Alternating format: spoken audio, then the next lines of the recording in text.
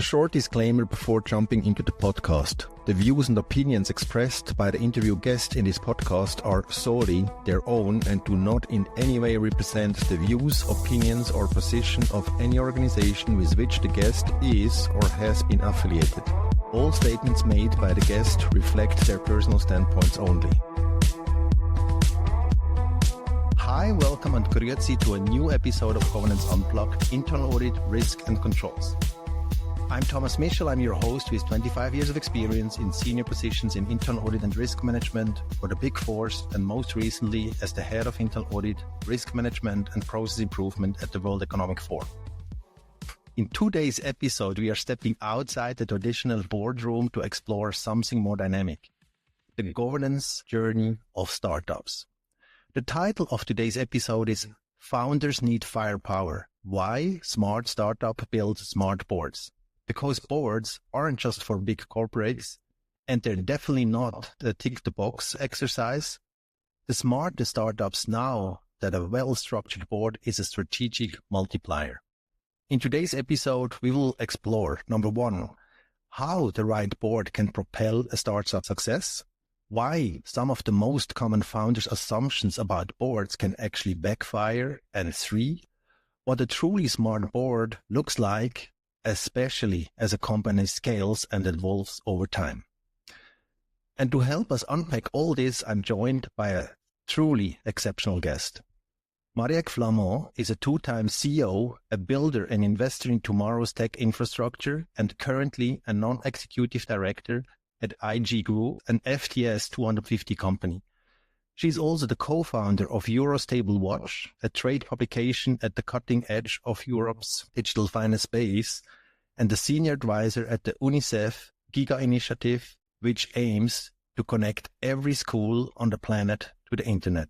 With deep roots in AI, blockchain, digital banking, and tech for good, Marieke brings a rare experience at the intersection of innovation, governance, and impact. From scaling blockchain ecosystems to advising global institutions, she walks the talk. And now she's here to help us rethink what boards can and should be in the startup space. Marieke, what a privilege to have you here with us, and welcome to Governance Unplugged. Having that said, Marieke, I think this is a great moment maybe to say a few words to introduce yourself to our listeners. Well, Tom, thank you so much. Great to be here. And I don't think I have much to add on this fantastic intro. Maybe to add a bit of color. I'm French. I've actually lived and worked on most continents across the globe. And yeah, I think all the intro that you've said also show that I've been an exec, and actually I've been a CEO in companies, and now I've turned into what we call portfolio. So I sit and advise different sizes of companies, and I have the privilege to see different ecosystems and different companies, and in particular, how they do their governance. So I'm really looking forward to this conversation. Awesome. And before we start to jump into today's topic, I usually like to ask a few kind of outside the box questions to warm up. So if you don't mind, Marieke, number one, with so many roles in your life, from your career to family and even being a coach and playing basketball on the side, how does a typical morning look like for you? Well, I think, typical, I'm not sure there's actually typical, especially since I turned portfolio, right? It's actually, I help a lot of different companies. So there is not really something typical. But what I like to think about in structuring my days and week is more buckets, and the buckets of what I need to actually function and be a happy, engaged person. And those buckets are having quality time with my family. That's very important to me. Having time for sports is a very big part of my days and my week. As you mentioned, I play sports also. So that's a very important part to still feel healthy. And I love in my days to leave space for actually creativity and learning new things. And I can give you an idea. It can go sometime from recently I took on learning piano or learning German, which feels very important given where I live, but also actually learning new trade, for example, AI. What are the new tools that are coming? So I do leave in my day enough time for me to do things that are more creative. And then of course I block a big chunk, usually 6 or 7 hours a day are blocked for actually working with different companies, reading documents, and basically working. If you imagine the world 10 years from now, what would you like it to look like? Well, I've always been a techno optimist. So I think if I look at imagine the world 10 years from now, I'd hope that actually all the great technology advances that we're seeing will continue to enable us to live better lives. And what I mean by that is that imagine a place where actually we have less pollution because we're able to turn to grids that are actually less polluting, and we have better functioning cars, and we're actually able to also leverage the tools that are for us to enable us to live more meaningful life. That's, the future that I hope we'll see in 10 years. Although I have to say sometimes, especially when you read the news these days, I'm wondering if we're going in that direction, but I remain a techno optimist, and that's what the future I hope for. And continue alongside this question. When you look ahead, what are you the most excited about in the future? Well, I think we live incredible times. Like it's a huge privilege to be living in 2025, because when you look at what's happening in technology, whether it's AI or development of quantum or actually advances in blockchain, like from a technological perspective, it's incredible. Or new sources of energy, like all that is incredible. Equally, on the geopolitical scene, I think there's actually a lot of things that are being reshuffled, right? So I think I'm very excited about that. It feels like we're living a very important transition that will probably change the world as we know it for the next, 100 or a couple of 100 years. And we have the opportunity to live it, which means that yes, change is creating anxiety, but it's also a huge place for opportunity. So, Marieke, let's jump into the midst of our today's topic. And I would like to start with question number one. Why should startups even bother with a board? So, founders are told to move fast, build the product, raise funding, get to market, make cash, make money. But governance, that often gets pushed to the back of the queue. So why should startups care about building a board early? Not just once they invest the demand for it. In your view, Marieke, why should startups care about boards now rather than later? I think it's actually extremely important for a few things. One, as you mentioned, governance. And governance starts from the moment you sign a term sheet. And I always say that to investors or to founders. The moment you sign a term sheet, you're signing your governance. You're signing actually who's going to have a right for what, and what are going to be the voting rights and all of that. And that's very important to think through very carefully. One, to protect yourself as a founder for like your vision and where you want it to go. But two, also to make sure that you're going to be, pushed to have the business deliver the most. So that's when governance really starts, right? It's actually at the signing of that term sheet. And then, the setting up of board and governance can be very empowering, in particular, very early stage, because when you're an early stage startup, sometimes you don't have the skills that you are going to need to scale, but you know what you're going to need. And it's very powerful to have people around with you who have the skill and who can complement and help you while you recruit and while you scale to get to that place. So I think that's the second point that is also very important to think through. And the third one, I would say, it's actually also about building a muscle. So the earlier you start, the more you can build that muscle of what does good governance look like. And if you wait for investor to ask for it, then you're going to feel it's imposed on you. And actually you haven't had time to learn how to work with a board, how to leverage a board, how to actually benefit from a board. And you're going to have something that's imposed on you, which is never a good situation to be in. So, I would say, to me, those are the three main things. One is about actually protecting yourself and the company. Two, it's about complementing the skills that you don't necessarily have yet. And three, it's about building this muscle for learning how things will go going forward. I really like your comparison to the muscle. I really like that. And I think that's absolutely true. So it's not about holding founders back. It's about giving them a strategic amplifier, the kind of support that helps them to scale smarter, avoid blind spots, and ultimately win bigger, right? It's totally that. I mean, it's what you and I would call as the 6 men on the team or the 6 women on the team. That's what it is. It's about having that. If we continue, boards often get a bad rep in startup cycles, right? So too slow, too corporate, too controlling. But how much of that is actually true? What are the most damaging myths founders believe about boards, in your opinion, Marieke? I think there's two things I hear very often, which I think are things that should be debunked. One is that, as you say, a board is holding you back and is not helpful. I think very often that might be because of the construct of the board. Do you have the right board? Do you have actually the right people around the table who are bringing the right perspective? Because the board really should be there to make you think, to challenge, to push you, but to support you ultimately. So when I hear, a board is just here for governance and it's not useful, and very often, what I realize is, so sometimes founders don't realize that the power of having to meet your board every 2 months or every month, depending on the cadence, and the forcing exercise to have to do a presentation is so helpful, because founders are in the day-to-day, they're in the grinding, and it's very demanding.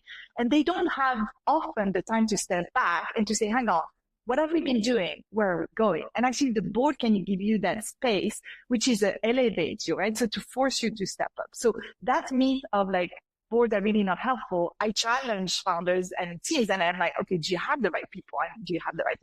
The other one, which I hear sometimes, is, well, my board members don't understand anything, which to me is always a red flag. And it's a red flag in very different contexts, right?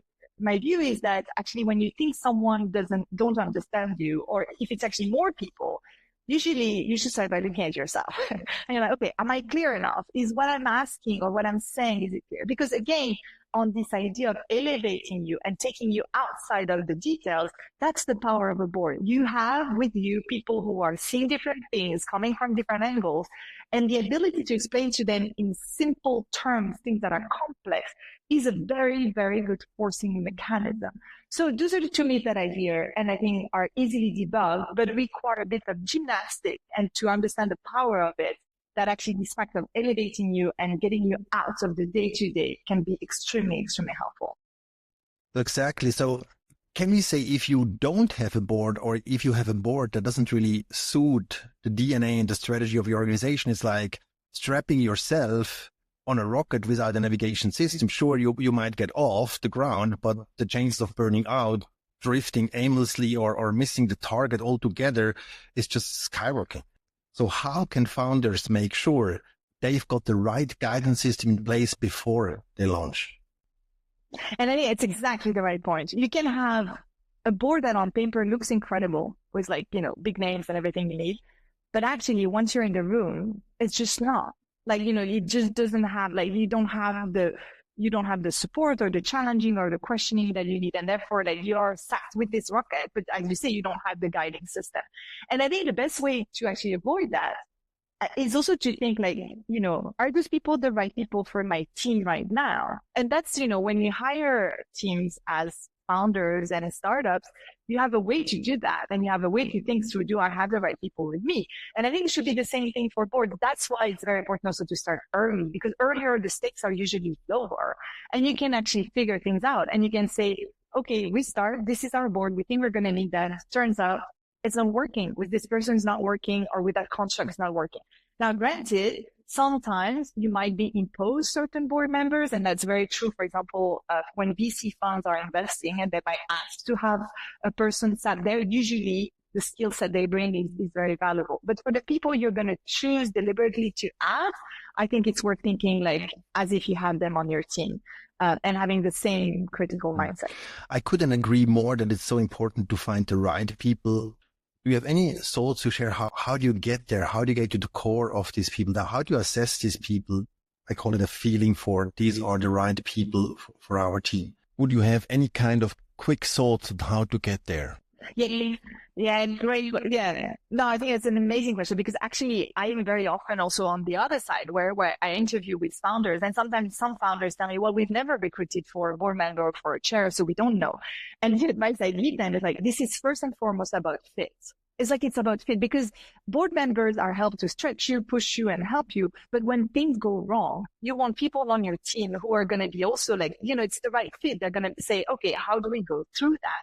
So, that's very important. And the other thing I advise, in particular, earlier stage company on, sometimes you might need this mentorship, and therefore this, like, again, fit with the person. Do you see this person as someone who will listen to you, not impose their way also? Because sometimes you have former execs who would want to be caliph instead of the caliph, right? And you don't want that. So, interviewing is very similar to what you would do for your own team, with a different, things that you look at, but it is first and foremost all about fit. If we try to shift the lens and talk a little bit what great looks like, when you say smart board, what exactly does that mean? What makes a startup board truly effective, especially in those critical early stages of an organization? Yeah, I think it's a very good question. So I think very early stage, you need on board people who are complementing the skills that you need. And I'll give you an example. For example, you might be a startup, a very technical startups, and you have some IP that you've developed, but you don't have yet someone who's commercial. Well, it would be handy to have someone on the board who is like mega commercial person who's done that, who can open doors and who can actually do things for that. So that's one skill that I would say, well, it looks like your startup doesn't have that yet. Add it on the board. That's like, a plus. I think it's also helpful to, again, think of like this idea of like mentorships and skills and how people can open doors. So in the first stage, like especially at the beginning, it's like, what are the skills that I'm missing on my team that I could just have by having board members? I think that's a very good way. Later on, when you actually scale up, or when you're about maybe to go through an IPO, or when you are about to get a license. I see a lot of that, like in financial services. When you get a license, you need to have certain skills. You're regulated. Now you're in the big league. So you have to have people who can oversee compliance and people who can actually look at what are the risks exactly that are in the business, but in a way that is, very structured. If you're about to scale up and open new markets, you might need someone who's actually done international scaling. And if you're about to IPO, you need someone who's done it, because once you IPO, like the requirements for you are quite different. So when you get to that stage, it's worth thinking of, okay, what are the phases we're about to enter? And therefore, like, what are the skills? And then I think when you get, for example, to IPO'd company and listed companies, then the rules of the game completely change, right? And for example, you need now an audit function, and you actually need to make sure that you have the right committees on your board, and you need to make sure that your board has the right representation, and so on and so forth. So that also changes. That's why I think it's also very important to think of your board as something that evolves over time. I've seen startups that actually were able to take their board from the start to the IPO, but it's also because they built such a super, super strong board when they started that actually they knew one day they would go to IPO, and they did that. But I've also seen other startups which say like, okay, we'll just bootstrap and we'll start with that, and it helps us get to the next stage. And then we need to change some people, and then we rotate, and so on and so forth. So it's important to think of it in phases, and really of like, what's the sixth man on the team that you would have that basically gives you more power? You mentioned internal audit before, and as we are an internal audit risk and controls podcast, and I would really love to ask you or to hear from you, what is the value for you of an internal audit department? What's the perceived value that you get out of an internal audit function? Is it just assurance, or is there more that you get out of that? Maybe you can elaborate a little bit on that. Yeah, absolutely. So look, I think internal audit functions come at a certain stage of business, right? So for example, in the startup world, it's not something you would call an internal audit function per se, but you will have a chief compliance officer, and you would have actually an MLRO function, and you will actually have people who are in the teams, but are also able to critically look, do we have the right controls? Like, are we actually abiding to the laws and regulation? Do we actually have enough people to do a certain function? And when you're on the board, those functions are extremely important to, one, make sure that you're not breaking the law, but two, make sure so the company is safe, sound, and can scale up. And usually the other thing I see in early stage can be taken more by, let's say, a CFO, but having very early on a mapping of your risk is an exercise that is very often, not fully understood by startups, but it's very important. And those risks, usually when you map them out, it's forcing you and the leadership team of the startup to actually think through, oh, what if actually we have an outage? Or what if actually there is, some of our keys that are not accessible? Or what if we actually run out of money? Or what if one of our third-party suppliers goes under? And so going through that and making sure you have the plan in front of that, I think is a maturity things that also come, and that's very important. And then obviously, in larger listed companies, the internal audit function plays a phenomenal and very important role to be basically, enabling the board with the strategy that has been actually set up, but to say, okay, how do we ensure and help, make sure that within the organization, we have what is needed for making that strategy reality. And it's always very good to have this function who can actually, deep dive, be very aligned with the board, but also part of the organization, and go in and actually come back with different assessments. Very interesting. So if I get this right, you're saying even if you're smaller, you're just starting literally as a startup, even if you don't have like formalized governance functions, but you always have to think about where do we want to go? What is our objective? What is our strategy? And what are the risks that comes along? And to take a conscious decision in the board and from the founder, are we going to address this risk, or are we just going to take these risks or assure these risks, or what are we going to do with this risk? I get this right, correct? Correct, absolutely. And I think very often, founders early on would think, well, my biggest risk is to run out of money. But no, there are other risks. There could be IP risks. They could be data risks. Yeah. And I think actually mapping those early, exactly as you said, it is very helpful. And then you can take a decision with what maybe we ignore for now, but we know it's there. But at least you are aware of it. Yeah, I couldn't agree more. And I'm very glad you're saying this as an active board member, because that's the view we try to communicate from an internal audit or an assurance perspective, that you have to have the right level of governance in place, even if it's minimal, such as understanding the risks that you run and then take conscious actions to these risks, or consciously no actions. If you come back to the board, right, it's not about having yes people around the table. It's really about having a curated chemistry around the table that complement their thinking and their roles at the table, and a board that asks sharp questions and is not just signing off. Correct. I got to know a person which is a board member of more than 60 organizations. Like, wow, how can you possibly take the responsibility you're supposed to take being in 60 boards? I mean, even in 5 is a lot, but you possibly cannot. How is that? Yeah. How is that even legally possible? There is for example, in the UK, or at least it's when you're on listed companies, there is a maximum numbers, because actually it's such a, to do your job well as a board member, you have to be able to digest the amount of information that's coming to you, unless you're, as you say, just signing papers, and then, you take it a different way. Yeah. That was exactly my thought. So continuing our conversation. So founders already have like a million of things on their plate. So when is the right time to start building a board? And I know we already touched a little bit on that, and just as importantly, probably, how do you make sure it becomes a real asset on the journey rather than just like a box to be ticked throughout the journey? Yeah, I think, when to start is something we touched upon, but like early. And to me, it starts with like the term sheet. And I even see companies that start pre-fundraising. They're like, okay, let me have an advisory board. That's what they do. They have a set of advisors, which is, by the way, a very good way to start testing some people and to see, would I want to have that person on my board or not? So that's actually a very good way. But start early, even earlier than what you thought, because as we mentioned earlier, you can build a muscle, you can figure out what works, what doesn't work, and you never want to be in a position where it's imposed on you by investors. I don't think that's a good position to be in. And then really, how do you make it your superpower? You need to think strategically about your board as you would think about your product. So for example, if you're thinking, well, my strategy for my product is going to be that, then what is your approach of communication channels with your board? How frequently do you do it? What do you expect from them? What are you actually going to give them? And what are you going to rely on them for? So for example, giving an example of a company I'm on the board of, but right now we are going through a Series A, and the board is incredible, but also super network. And that's like a superpower for the founder who completely understood it. And it's like, okay, so what are the intros you can make? And how do we actually get to the Series A? That's a very, very smart way of using a board. Another way would be, okay, now I need to get my big commercial lead.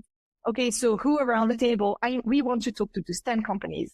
Who has the contacts? And then it becomes extremely powerful, because if you're introduced to funds or introduced to big commercial client by someone who's on your board, so someone who's vested with you, someone who also wants you to succeed, your chances of having the door open just like increase 100x.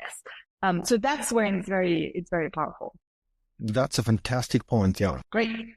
So the real power comes in from building the board before you actually need it. Is that correct? Just like with cybersecurity or risk management or other timeless risks, governance works best when it's proactive and not reactive. Yeah, so how do you see founders embracing that mindset early on? Doing it before you need it. Unfortunately, and I think I relate personally, sometimes you need to go through a crisis to understand that if you had done it before, it would have been better. But this is true of life experience in general, right? Very often our parents can tell us whatever they want until we ourselves go through it. We don't believe it. So here it's a little bit the same thing.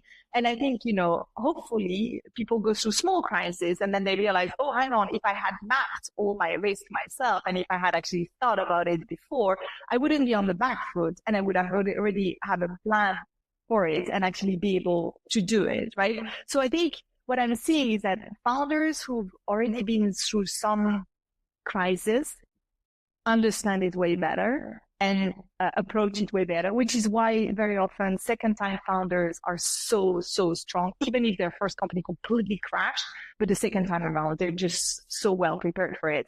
And I think those are the folks that I see do actually best because they've been through it and they understand it. And others that I see actually do very well is also founders who are able to rely on networks of mentors or their peers or other founders. And when they hear, you should do that because to me, this happened and it resonates. And then they're able to take on the feedback and they also do it. Because ultimately, it's all those things are done in a way to preempt when something really wrong goes. And actually, you can actually say, okay, I'm half ready because I thought about it. And it's often half the battle. I have seen this a lot in my own experience, especially when talking with non-financial organizations about the implementation of internal audit. The reactions are often, why do we need this? We don't have any problems. But what I have learned and what many heads of internal audit or risk managers tell me is that they often have to get looking for skeletons in their closets or in the cellar just to convince the board to do more in terms of good governance. And usually once the board actually sees the problems, the ones that have already happened in the past under certain circumstances or at similar organizations, that's when they start to understand the value. That's when the conversation starts flowing because suddenly the risks feel like real. And that's the essence of the risk. It's about what could go wrong if something has gone wrong in the past or if the organization has already learned a painful lesson the hard way, people are much more open to having that conversation. But if you haven't experienced it yet, it's like a bit like a child who never burned their hand. They simply don't understand what hot really means. Sadly, in many organizations, something bad has to happen before the importance of preparation and crisis readiness becomes clear.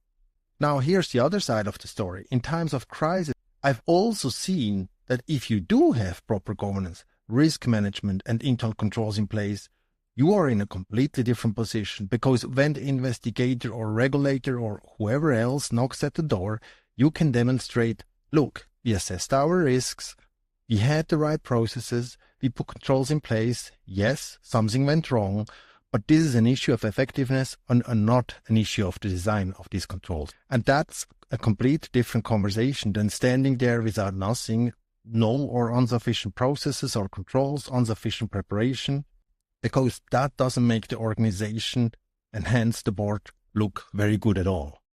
So we are right in the middle of the topic here. Startups move fast and chaos is part of the journey. When things go sideways and crises arise, how should the board show up? What does a real support look like when the pressure is on? Yeah, well, look, personal experience here, but I've been through so many crypto crashes. I've seen actually how physical wars can impact actually your teams on the ground. I've seen banking go completely turmoil and dealt with a lot of regulatory uncertainty. And every single time, what I can say is that actually having a good board and having thought those things through with the board is very helpful, and it makes a difference. One thing is actually when you're in the leading role, you're in it, right? Like you're just completely grinding through it and trying to fix a crisis. It's like, it's hourly, daily, like it's constant. But having a board that is not in that turmoil, able to calm you down, able also to have like strategic perspective, able to share with you also what they might see with other companies. Because, for example, if I think of crypto crashes, most of the board members I've had were also seeing other companies, and they were able to say, well, this company is doing this and that, and have you thought about this, and have you thought about that? So it is very helpful to have someone who is not like in that turmoil and just in that rat wheel to help you actually do that. So, that's where it's actually very, very helpful, having those different perspectives.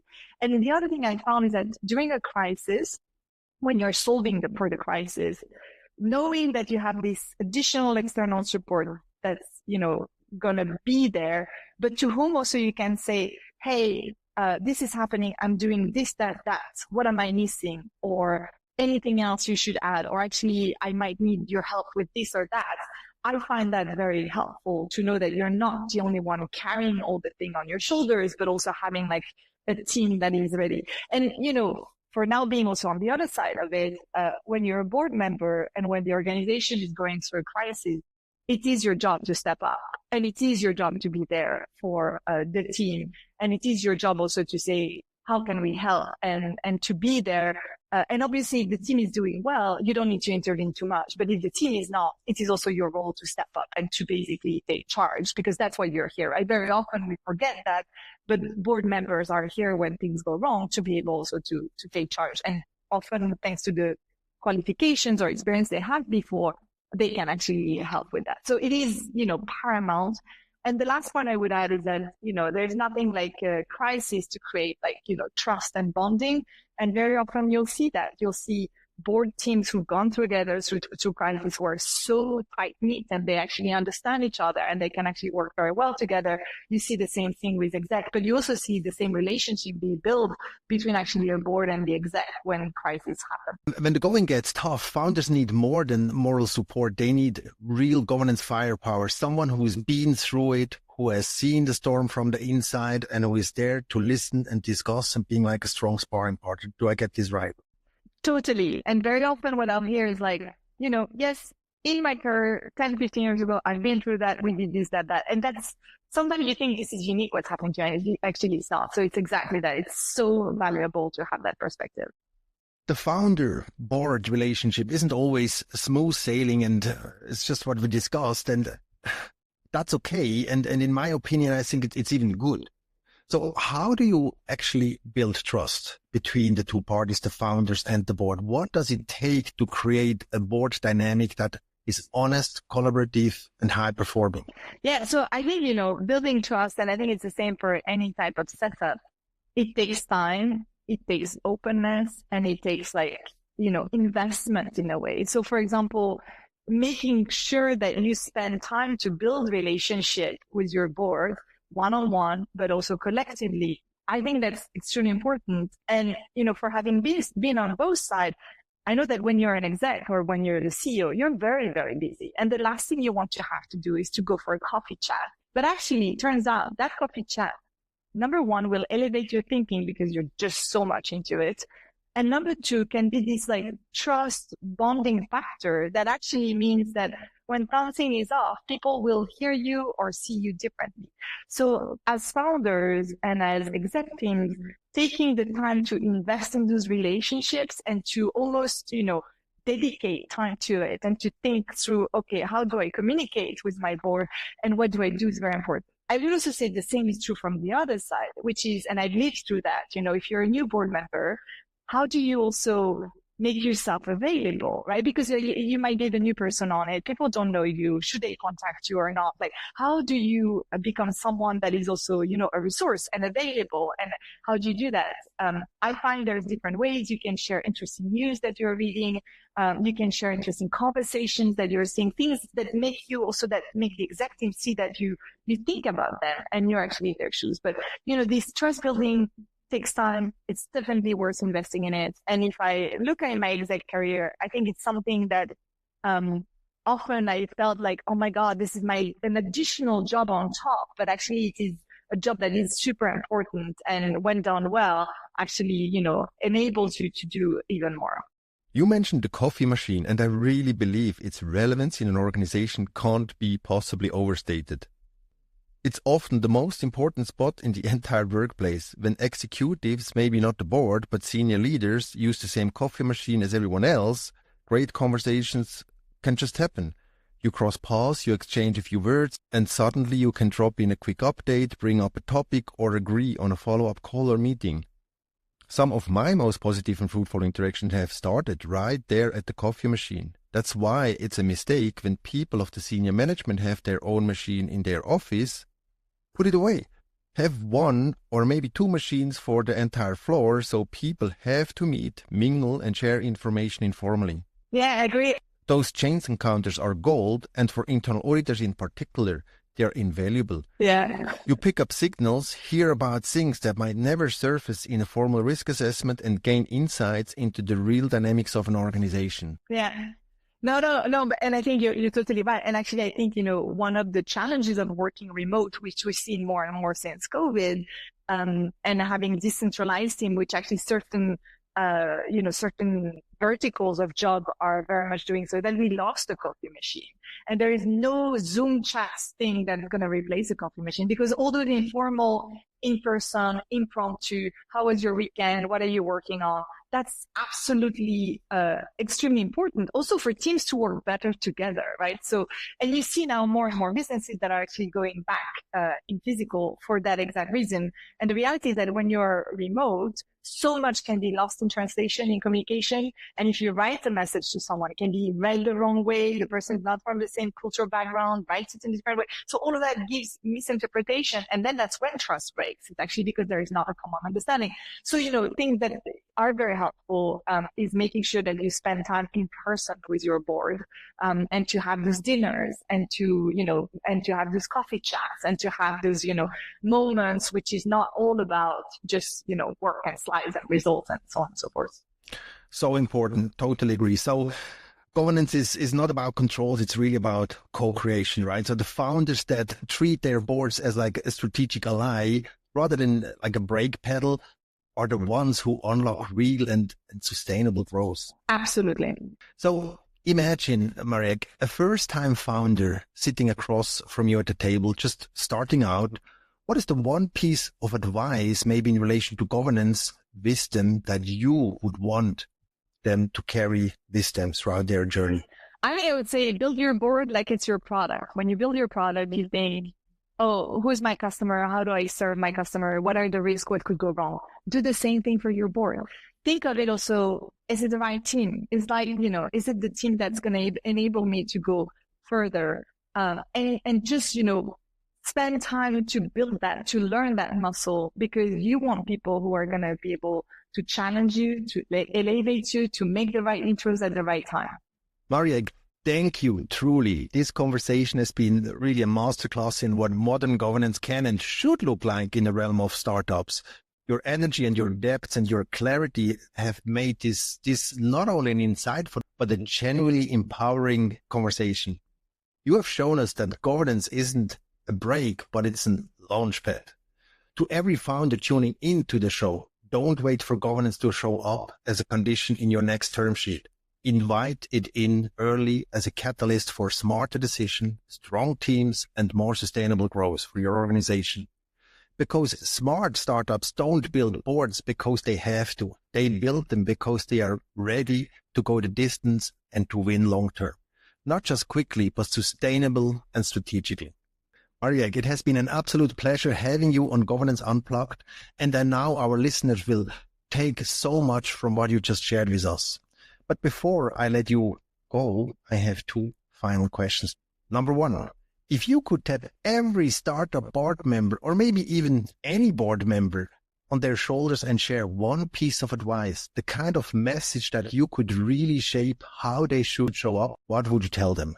I would say know your place. And what I mean by that is that very often board members have themselves been execs. They've been CEOs, or they've had actually this position. And it's very tempting to think that you know better and that this is how you should do it, and therefore it should be done that way. But actually having that attitude can be extremely detrimental to the team and to the company that you're helping. So know your place, I think, is very important. I know personally, I realize that, being an exec and being on board is very different. It's a totally different muscle. And so being very conscious of that, it's extremely powerful to understand and know what it feels to be in the shoes of the exec, but you are not. And so you now need to play a different role and be very, very conscious of that. Any thought or wish towards your internal auditors in your organization? Internal audit in your organization. I would say if you're in a startup, you might not be called internal audit, and yet you're part of a compliance function, or you're actually part of regulatory oversight. I think in that sense, it is also very important to be pragmatic and to think through, this is a startup of a certain stage and this is a company of a certain stage. So how do I not strangle the company, but help it have actually a risk and governance be a superpower rather than something that hinders? And the very last question, if our listeners would like to learn more about you, where can they go in order to find more? LinkedIn is the best place. Thank you. And to our listeners, thank you for tuning in. If today's conversation resonated, please subscribe to the podcast and rate it on your favorite podcast platform. Follow us on LinkedIn and visit us at www.keystone-governance.ch. And as always, let's build smarter, more resilient organizations, one conversation at a time. Stay bold, stay informed, and keep driving governance excellence.